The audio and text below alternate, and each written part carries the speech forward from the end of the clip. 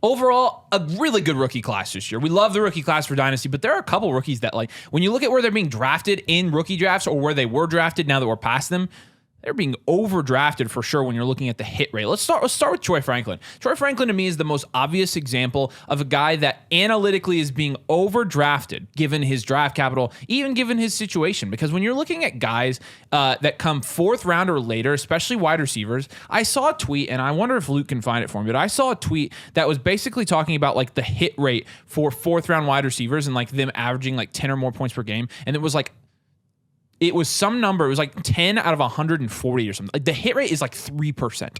I mean, you're talking, but it doesn't really matter what the exact number is. What we know about wide receivers with fourth round or later draft capital, their hit rate is astronomically low. Astronomically low. And the research would suggest that Troy Franklin's not going to hit as a dynasty asset. Now, granted, the situation is great. You couldn't have asked for a better situation. Acknowledged.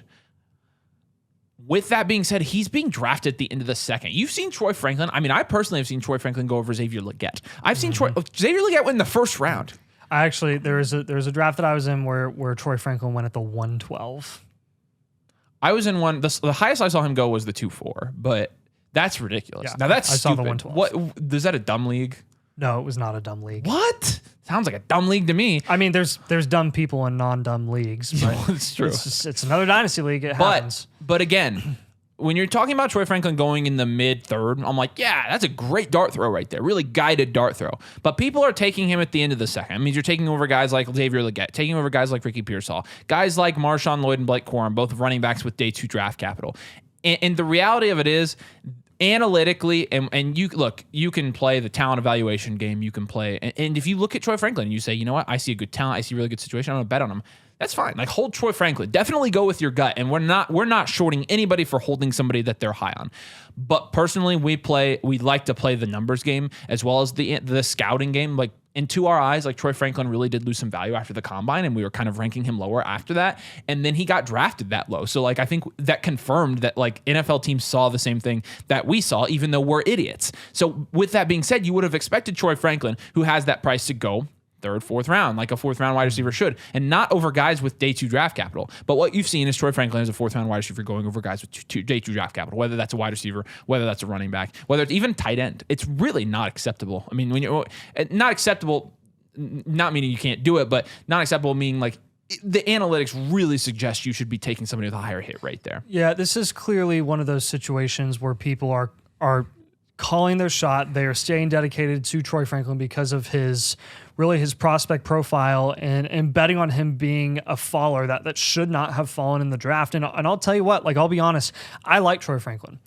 I really like Troy Franklin a lot, and I love his situation. When I saw him go to the Broncos at the very beginning of the fourth round, I was like, oh, he slid, he fell, he went in the early fourth. Generally, those guys that go in the early fourth obviously are very worthy of going in day 2, just like the day 2 guys going early day 2, worthy of going in the first round. That's just what happens. There's fallers every single year in the draft. Troy Franklin, in my opinion, happened to be one of those guys. For me, it is not about the player. It's not about the situation. It is all about the price. And when you are passing up on Xavier Legette and taking Troy Franklin because of your gut, because of your situation, that is what kills a dynasty team. Because if you're right about it this time, you'll be wrong about it 5 other times about 5 other guys who went in that range. I'd rather be right 5 out of 6 times than 1 out of 6 times. I mean, when you're talking statistically, it's more like if you're right this one time, you're wrong the other 9. Yeah. And it's so just a bad So that's really way what it's about with me. Like, if Troy Franklin ever falls to the early third in a rookie draft, I would be taking him there. Again, I would absolutely be taking him there. It's about the price. He's a great third-round pick. Yes. Great third-round pick. Yep. Bad second-round pick, in my opinion. Yes. And again, you want to hold Troy Franklin? Do it. Go with your gut for sure. Next guy on this list, though, this comes with a very specific caveat here. Jaden Daniels. Don't kill us. Don't kill us. Wait. I promise. Don't draft Jaden Daniels. Pivot from Jaden Daniels and go get Drake May at essentially half the price. or go get JJ McCarthy at essentially half the price. Like a quarter of the price. Jaden Daniels right now is currently valued. He's fringed like 2-3 turn in startup drafts already from what we've seen. Seen him go as early as I think like the 209, maybe 210 or something. Yeah, mid-second to early third. Yeah, in your dynasty startup drafts. And Drake May, we've seen fall as far as the 7th round. Drake May went 3rd overall. Jaden Daniels went 2nd overall. There were many, many, many people who I trust more as prospect evaluators in the NFL space that said that Drake May absolutely was worthy of going 2nd past Jaden Daniels, and that Washington decided to go with Daniels. Not to mention, this is where our opinion kind of comes into play a little bit because we like Drake May more. That's just our opinion as an NFL QB and like from a longevity standpoint, from a skill standpoint.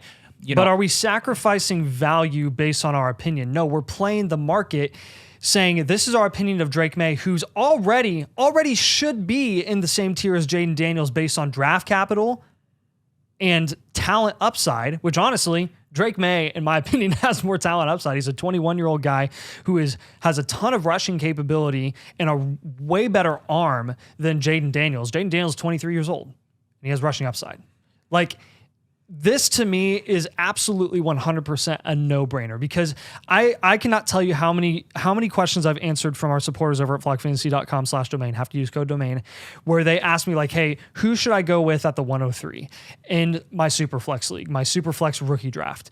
And almost every single time I'm telling them, hey, your hands are kind of tied. You got to take Daniels here. And it kind of is unfortunate because that's just the way that it is with Daniels' price at the moment. There's not many guys in a Superflex league that I'm taking over Daniels at the 103. But what I do like saying is, why don't you move back from the 103, get another future first, which don't tell me it hasn't happened. I've already seen it multiple times. You can move back from the 103 to the 106 to the 107, get an extra first on top, and you can get Drake May. I mean, look at it from startup terms. Early 3rd versus mid 7th. 6th round even. The difference in value between those two positions, ADP-wise, is worth a first-round pick. You can trade Jaden Daniels and you can get a first-round pick. You can trade, and some people will say this is an underpay, you can trade Caleb Williams and get Drake May and a future first, which we also are both doing right now. We have seen deals go down where you can trade Caleb Williams and get Drake May and 2 firsts. 2, seen it. This isn't even a Caleb Williams video. I like Caleb Williams, and I'm fine with this price. This is a Jaden Daniels video, and there are so many more questions about Jaden Daniels as an NFL talent and an NFL quarterback, in my opinion, than there is just as much as there is with Drake May or JJ McCarthy. And you can look at this a couple ways. Like a lot of times when you're trying to call shots on down tiers, you're basically saying, I view these two players equivalent in production, in future outlook, but their price is massively different. So we think we're getting a similar caliber player and getting more on top. Like to us, that's when you win at Dynasty. The problem is a lot of people are looking at Drake May, shorting him because of the landing spot, which the quarterback kind of makes the landing spot when you think about it. So I don't think that's a valid reason to short If they're Drake good, May. they should make the landing spot. It's not to say Drake May doesn't have any questions. He absolutely does have 100%. questions. But at the same time, Jaden Daniels does too. And you could play it this way if you wanted to. When you're looking at the hit rate of first-round quarterbacks, it's really not high, and there's really nothing to suggest which quarterbacks will hit and which quarterbacks won't. Drake May has just as good a chance at hitting as Jaden Daniels does, as does JJ McCarthy, technically. Statistically, as does Bo Nix. I can't put Bo Nix as a down tier candidate because it's such a far down tier from a value standpoint. You just don't want that. But at the same time, like he has as good a chance at hitting as Jaden Daniels. There is no like top 3 guys have a higher hit rate. They don't. Like, I mean, go ask Johnny Manziel what he's up to these days, right? Go ask Zach Wilson what he's doing. Trey Lance, what's he up to these days, right? Like, I mean, these guys don't have higher hit rates because they go top 3. But you're talking about Rosen. a guy. You're talking right, Arnold. Like, you're talking about a guy that did go top 3. And you can down tier to another top 3 guy. Like this is if it means anything to you too, like New England, it has been well documented at this point that New England was considering trading down, and the offers that they were getting from the Giants and from the Vikings and a couple other teams, I believe as well, was enough for them to believe that Drake May was worth sitting and taking at the 103 than giving it to anyone else, because there were so many other teams that were in on Drake May. It was almost like prospect validation for the New England Patriots. They were like, I can't pass up on this guy. We're going to take him because honestly, he shouldn't have even fallen to 3. Vikings were offering, he shouldn't have fallen to 3. The Vikings were offering their pick in 2 firsts. I know. So like that's saying the NFL values Drake May 2 firsts higher than JJ McCarthy. Yes. Like, I mean, so with that being said, Jaden Daniels if you can pivot to the right guys and get a lot on top. Again, Jaden Daniels with the rushing upside and with the potential and also with his ability to be able to hit, he could be a very valuable dynasty asset. So if you want, don't trade Jaden Daniels unless you're getting a really, really good deal. Yep. A really, really good deal. And this is, again, not about Jaden Daniels at all, because Jaden Daniels, he has as many questions as any prospect in the draft. He has as many questions as Caleb Williams. It's the price. It's price. You play the game of the price. We're just trying to play the price If it was game. flipped, if it was May and Jaden Daniels was half the price, then we would do the same thing. Because I'm not going to sit here and act like I'm going to evaluate Jaden Daniels like, oh, he has this weakness in his game. Like, I don't give a crap. I'm playing Dynasty. It's why I'm an idiot. Like, it's why I can play Dynasty and be fluent in it. Yep. All right. Adonai Mitchell is the guy I'm going to talk about here. This is another situational one. Moment of silence for me because I have to talk about Adonai Mitchell. Because I really like Adonai Mitchell. Like, short silence. Well, it's all right. You know, it's okay. No, but you save your longer silences for like when somebody dies or something like that. Yeah. Like, yeah. Right? Yeah. Or like, okay, not gonna say that. But Adonai Mitchell, I like Adonai Mitchell, so this is tough. But Adonai Mitchell, when you're looking at like the value adjacent players on Keep Trade Cut, it kind of makes me not super happy at all. Like Christian Kirk, George Kittle, Deontay Johnson, got Chris Godwin. Boy. I mean, you're talking about a bunch of wide receiver ones there. Amari Cooper's in that range. Calvin there. Ridley, who has a 3-year, down tier to Keenan Allen, $25 million a year. Yeah. And look, I like Adonai and I like the fit and I like the situation. And I don't think this is like an Anthony Richardson thing. I don't think it's like, I'm not making that argument at all. We're not going to sit here and tell you that we don't think that the Colts can have multiple productive wide receivers, because that's just straight up not a good argument for also, this don't call us homers, please. Don't say that we always overvalue I don't think Colts people players. don't even know who our favorite team is most of the time. So like, I feel pretty like we're vocal pretty about it for the good. most part, but- Well, that's why I don't know why people don't understand. Like, well, it's a Super Bowl. We had Pittman for a soft sell for a while there. Oh yeah, I mean, especially after his like second year, like we were way opposite of market. Yep. But with Adonai, like, look, while I think the fit is good, we do have to acknowledge that Adonai Mitchell as a prospect does have some developing to do, and because of that, the odds that he's going to produce a lot in year one, I think, are slimmer. I think there's a route for him to do it. I think there is a world where he gets a lot of good work in with the Colts, a lot of development with Reggie Wayne, and he ends up fitting into that scheme really well. But a lot of people around the Colts have said this, and I think it's probably true. People are like, don't be surprised if Alec Pierce starts there on the outside. And I'm like, yep. Yeah, that makes sense. Why?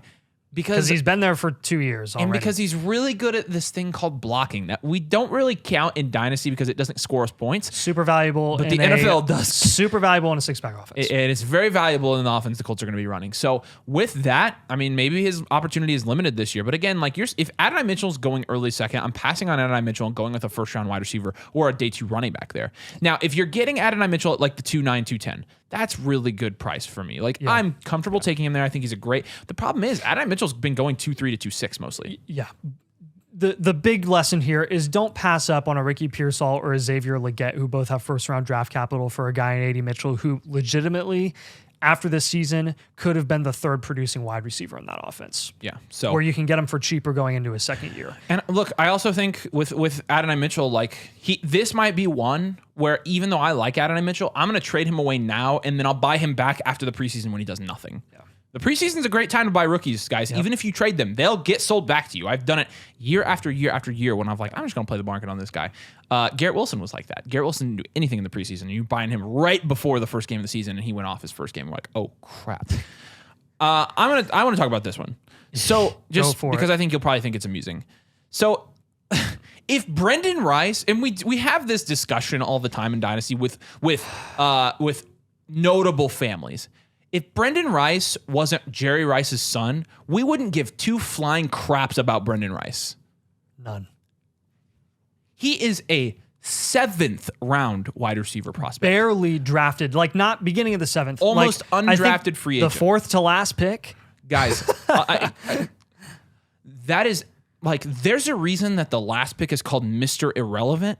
The 4th to last pick is like senior irrelevant, because there is not going to be any relevancy for Brendan Rice unless he is the outlier of outliers. And with that being considered, you're taking the outlier, and by you, I mean some people are taking the outlier of outliers in the late 3rd, early 4th. People are asking me if Brendan Rice is relevant. He's like straight up asking me, is Brendan like not relevant? Is Brendan Rice worth taking in the 3rd round? And I'm like, is Brendan Rice worth taking at all? Period. Is he worth my fob money? And look, like, is he worth my waiver dollars? I get no. that. He's not. I get that these aren't sexy names, but we're talking here about guys that at least deserve to be rostered in Dynasty. And that's a step up from where you should be valuing Brendan Rice. Yeah. We're talking about guys like Zeke Elliott, who just signed a new contract. I would easily roster him. Sam Darnold, a backup QB. Give me Darnold, especially with J.J. McCarthy there. Well, a guy who may be starting for a decent amount of this year, too, for the Vikings. Rondale Moore, Ray Davis. He is almost valued equivalent to Ray Davis. Really? Yes. Wow. Isn't that stupid? Yeah. That's dumb. I mean, Jonathan Mingo is on this page. Woo. Shipley.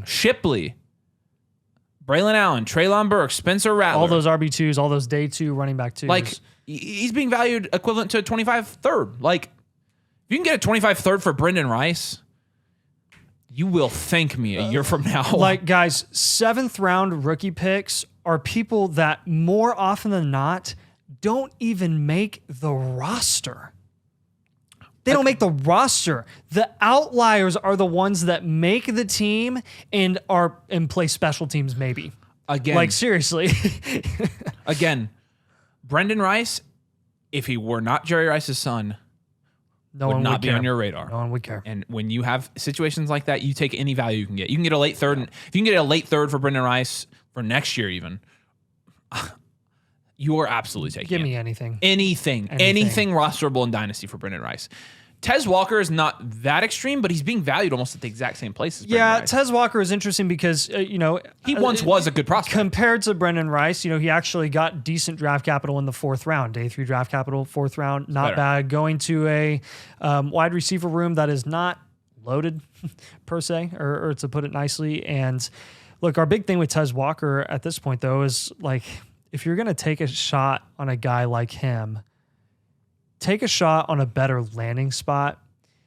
And this was our worry with Zay Flowers and his price going into the NFL draft was like, if they draft a receiver, the market's going to overreact. Zay Flowers is going to lose value. I'll buy him then because really at the end of the day, how much upside is there in that offense past Zay Flowers and Mark Andrews?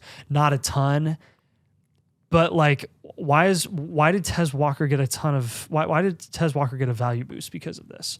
I just don't really understand it. In his Senior Bowl, I get it was bad. He has questions with drops and hands and stuff like that. So does Zay Flowers. But Zay Flowers was a 1st round pick. Look, at the end of the day, give me a shot on a guy who got a better landing spot.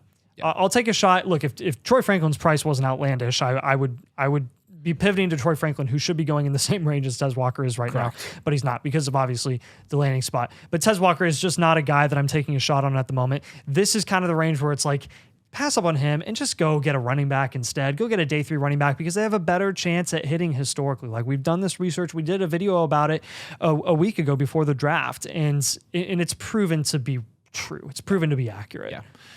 So those are some guys, again, we're pivoting off of. And I'll end the video with this. If one of these guys you planted your flag and says, this is my guy, don't use our analysis as like, we have to get these guys off our roster because we're playing the market. And that's how we like to play. Not everybody likes to play that way. So if you're high on one of these guys and you want to keep them, I absolutely wouldn't fade you for doing that at all. Make sure you drop a like on this video and make sure you subscribe to the channel if you play Dynasty Fantasy Football. And make sure if you want a team blueprint, a customizable multi-year plan for your Dynasty team, if you want one of those, you want one-on-one advice from Nathan and I, you want the trade calculator, you want the rankings, all of it, flockfantasy.com/domain. Use code domain, choose motherflocker, and get all of those things. Appreciate you guys so much. We'll see you later.